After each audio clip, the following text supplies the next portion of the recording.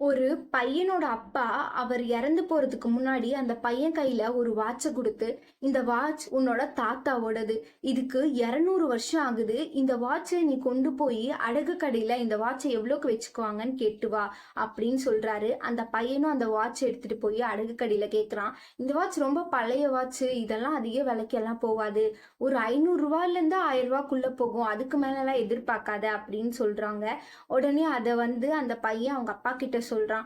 அவங்க அப்பாவும், "சரி நீ போய் இத நகைக்கடையில எவ்வளோக்கு வச்சுப்பாங்கன்னு கேட்டுட்டு வா" அப்படிங்கிறாங்க.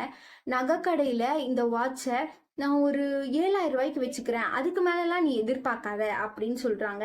அதையும் வந்து இந்த பையன் அவங்க அப்பா கிட்ட சொல்றான். அவங்க அப்பா உடனே, "சரி நீ மியூசியம்ல போய் கேட்டுட்டு வரியா? இந்த வாட்ச எவ்வளோக்கு வச்சுப்பாங்கன்ட்டு" அப்படின்னு சொல்றாரு. உடனே அந்த பையன் மியூசியம்ல போய் கேட்குறான். மியூசியம்ல சொல்றாங்க, "இது ரொம்ப ரேர் பீஸு. இப்போலாம் இது கிடைக்கிறதே இல்ல. யார்கிட்டயும் இது இல்லவும் இல்ல. அதனால நாங்க இத ரூ. 2,00,000க்கு வச்சுக்கிறோம்" அப்படின்னு சொல்றாங்க. உடனே அவங்க அப்பா கிட்ட வந்து சொல்றான், "இப்பனாச்சும் உனக்கு புரியுதா? இந்த வாட்ச் ஒண்ணு தான். ஆனா இடத்துக்கு தகுந்த மாரி இதோட விலை மாறுது. இதே மாரி தான் உன் லைஃப்லயும் உன்னோட வேல்யூ புரிஞ்சவங்க உன் கூடவே இருப்பாங்க. உன்ன நல்லா பார்த்துப்பாங்க. ஹர்ட் பண்ண மாட்டாங்க. இதே உன் வேல்யூ புரியாதவங்க உன்ன ஹர்ட் பண்ணுவாங்க, அவாய்ட் பண்ணுவாங்க. உன்ன ரொம்ப கஷ்டப்படுத்துவாங்க, கோவப்படுவாங்க உன்கிட்ட.